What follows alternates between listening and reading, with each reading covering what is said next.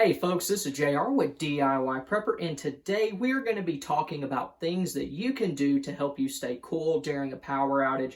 And some of these are probably going to be things that I don't think you've seen other places. But before we get too deep into the video, if you've been by here before, you know that this is the time in the video that I use to grovel for subscribers and things like that. So if you've been by here before and haven't done so already, or even if this is your first time to the channel, if you wouldn't mind hitting the subscribe button, the notification bell, and also if any point during the video you're like, hey, this wasn't a complete waste of however many minutes this video is, go ahead and hit that like button as well. So let's get started. One way I like to stay cool during a power outage is to use battery-operated fans. Now, I know what you're thinking. Oh, good. I wasted my time coming here watching this video so some idiot can tell me to use a fan during a power outage. Yeehaw. But there's a couple ways that I do it that maybe you haven't seen before that could be helpful. Okay, this particular fan is a tent fan. It uses D-cell batteries, and you use this little clip here when you're camping to hang it at the top of the tent. Acts like a miniature ceiling fan, but using a couple little modifications, you can do the same thing in your home. You notice here on this hook, I have a small length of paracord attached to it.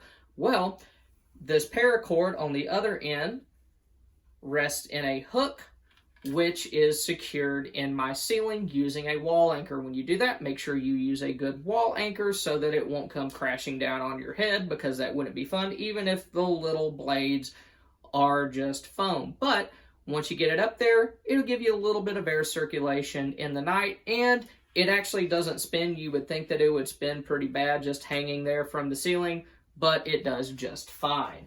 Another type of fan that I like to use are job site fans, and this particular one is made by Milwaukee. Companies like Makita and DeWalt, they make their own as well. And what I like about this is it runs on my drill batteries, okay? The same batteries that I would use on my cordless power tools, because it's part of that series. And this specific one has these nice holes at the bottom that you can use to hang them on a wall. So what I've done is I have a picture in my bedroom that if you take that picture down, you will see wall anchors and screws stuck in the wall. And I use pretty beefy wall anchors and screws to support the weight, because it's fairly heavy. But you set the fan down onto those, it'll keep it stuck up there. Position the head where you want the air to blow, and that way now my wife and I have good air circulation during nighttime.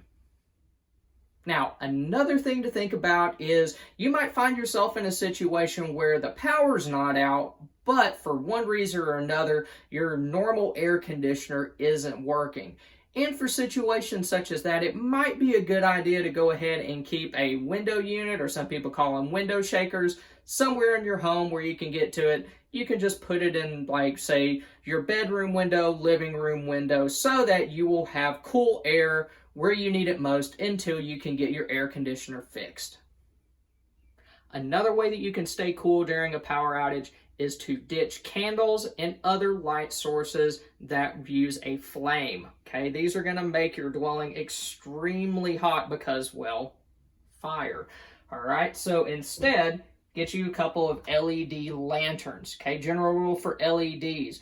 The more LEDs that are producing the light, the less hot each LED is going to be. Okay, so these are going to have several different LEDs, okay, to produce light, meaning that none of them are going to get too hot. They should be cool to the touch, and they won't make your dwelling unbearably warm. During a power outage, it's very important to regulate your own body temperature, okay? That'll help you stay cooler. And one way you can do that is the clothing that you are wearing. Right now, I have on just this plain t-shirt. It's pretty thin fabric. It's a fairly light color, and it's also loose fitting. That will make it comfortable. Also, you can't really see it that well or at all, but the pants that I'm wearing, they're kind of a light khaki color. They're kind of cargo pants, light fabric, loose fitting, so they're good as well. Things like swimming trunks are good if you're staying inside, but if you got to go outside or you're somewhere where there's a lot of bugs, then you probably want some sort of long pants on so your legs don't get eat up, and you can also spray the bottom of them with pesticides if you're having to spend a lot of time outside.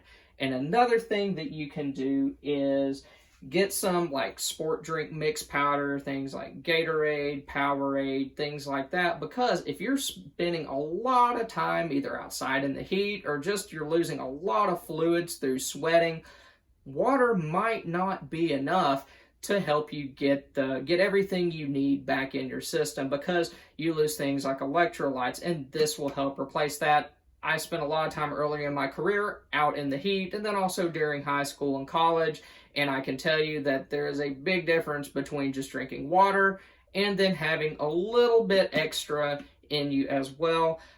This particular can, it'll make around 6 gallons, and also it has a shelf life of somewhere between 6 to 9 months. I don't know if it'll last longer than that. Some of you might. Pipe in the comments if you know for sure.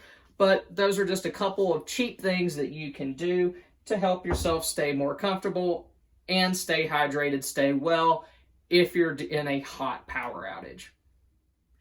Now, there are also some things that you can do to your home itself to help it stay cooler during a power outage. The first is, if you know a storm is coming, you're looking on the radar and there's just a huge line of red coming towards you, go ahead and drop your air conditioner a couple more degrees, okay? Let it start a little bit cooler, so if the power does get knocked out, you kind of got a head start on things and it won't heat up quite as quick. Then there's other just simple maintenance things you could do. Some, well, not so simple. They can get pretty expensive. But if you have, leaks around your doors and your windows, seal those up. And if you can't do it before a storm hits, then you can kind of just do a makeshift fix of putting painter's tape over those cracks, and that'll be a good temporary fix, for a day or two until you can actually put the real sealant around those doors and windows. Another couple things that you can do is, first of all, make sure that you have good insulation in your house. That's a big deal. If you don't have it, that's not going to be the cheapest thing in the world to do. And also, screens. Okay, screens on windows are a big deal. If you're trapped in a house and all the windows and doors are shut, then it's going to get muggy pretty fast. So having screens will allow you to open up windows, have cross ventilation, and also prevent bugs and stuff from getting into your home. Well, that's all we got for today. Thank you for sticking with me to the end. If you haven't done so already, if you wouldn't mind hitting the subscribe, like, and notification buttons, that would be awesome. I hope to see y'all back. Y'all have a good one. Thanks again.